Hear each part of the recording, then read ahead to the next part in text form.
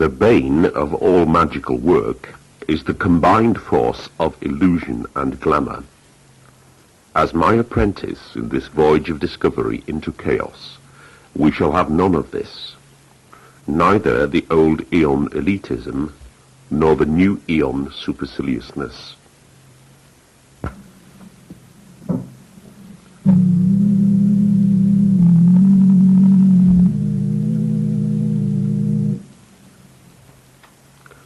What is Chaos Magick? Chaos Magick is dangerous, awesome, full of potential, and therefore mysterious. But we should not confuse the very definite emotions which are generated by the thought of these things. They are personal factors, tools with which we will accomplish Chaos Magick. Chaos Magick works through the individual.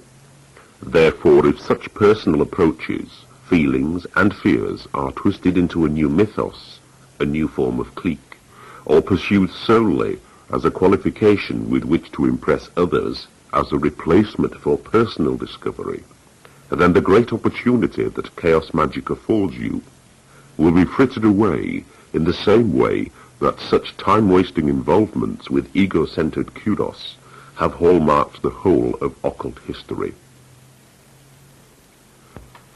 The danger and intriguing awesomeness of Chaos Magick lies in its very potency.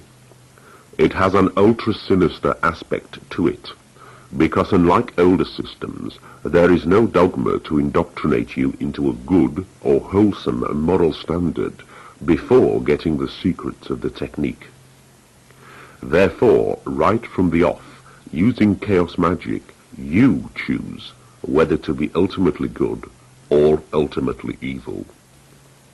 This gives a true freedom to the spirit and the individual, which is the hallmark of Chaos Magick, and which are underlined in the couplet, "All things are possible, everything is permissible."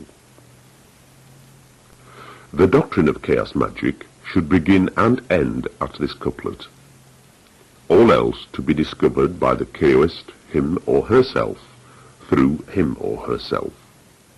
There should be no commentary or explanation to formalize a dogma. Unfortunately, it is in the nature of our species to accrete reason about any mystery, so that we may get to know it better. Certain commentaries upon Chaos Magick are helpful. Many are not.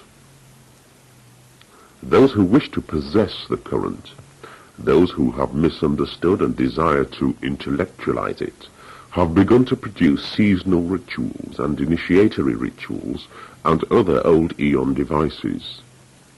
This is a magical cul-de-sac.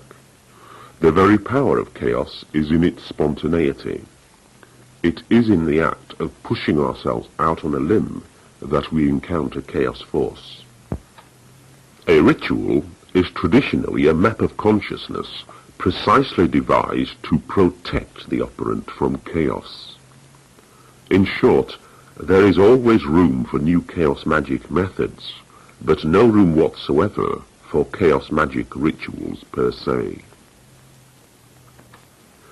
Being chaos, the void has no attributes save itself.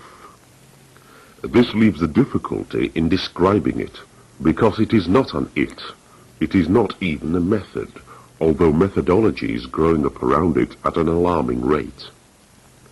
Chaos Magick is a non-dualistic gateway which has cheated even those who originated it by being so multifarious that its impetus will always be shrapnelled. Chaos Magick will always grow independently of any one source. Magic holes in the fabric of existence, opening spontaneously everywhere and anywhere they are looked for.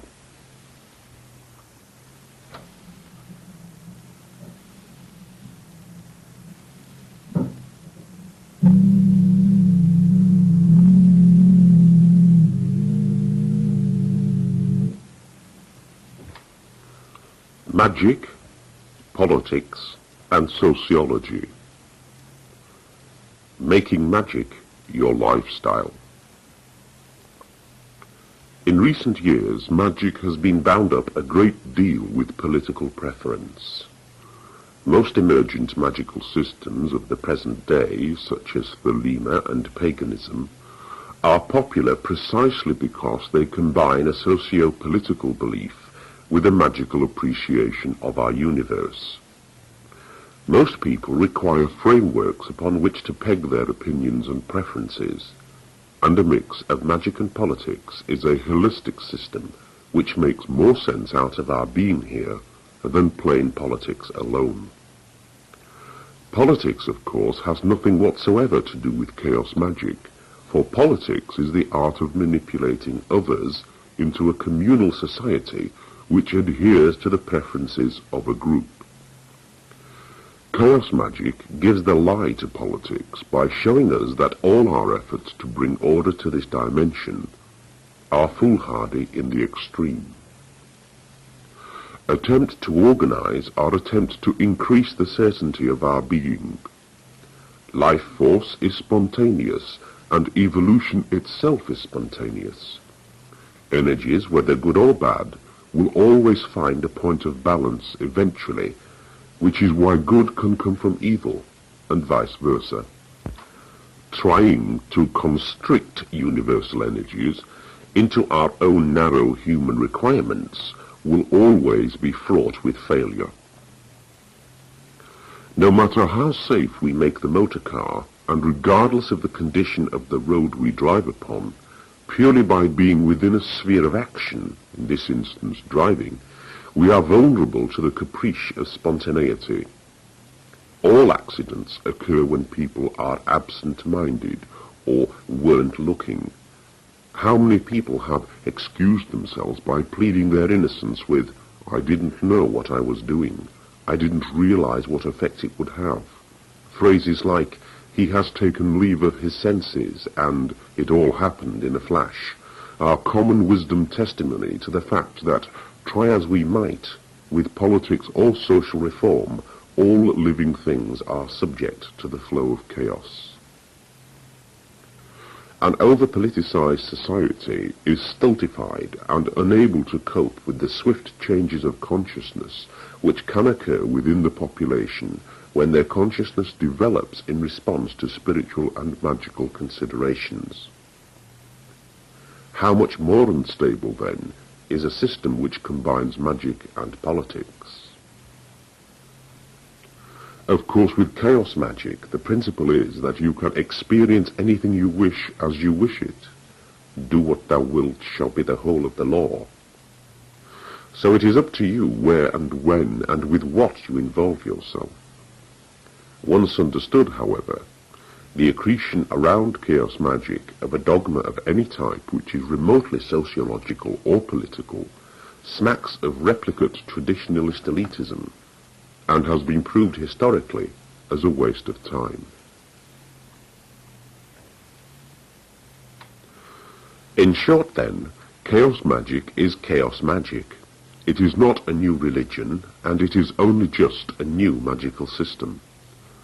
Don't ask others to define it for you in sociological or political terms, because although they may be able to construct a dogma which makes sense, it will not have anything to do with chaos current. Talk of a new approach to the understanding of sexuality and the role of male and female in chaos magic is equally distracting, and only serves to link yet again with the limited dualistic concepts of coping with physical nature. A concept of sexual differentiation is the first dualistic trap. The chaoist should attempt to overcome all such preconceptions by experiencing the void, not to try to develop a philosophical argument in order to refine further a dualistic approach which is already unacceptable. Chaoists see chaos magic as the culmination of other systems, not a replacement for them. Chaos magic is an extension beyond our reality and beyond the traditionalist systems. The new occultist will find within the complexity and very variety of traditional paths a mix of methodology which suits his or her nature, and, when he or she has honed their talents on these tried and tested systems, the next step must be the void and the necessary development of Chaos Magick, and its description as a system simply underlines the trap humans fall into when needing to conceptualize. Chaos Magick is neither this magic nor that magic. It is no thing. It is rather the no thing from whence comes everything.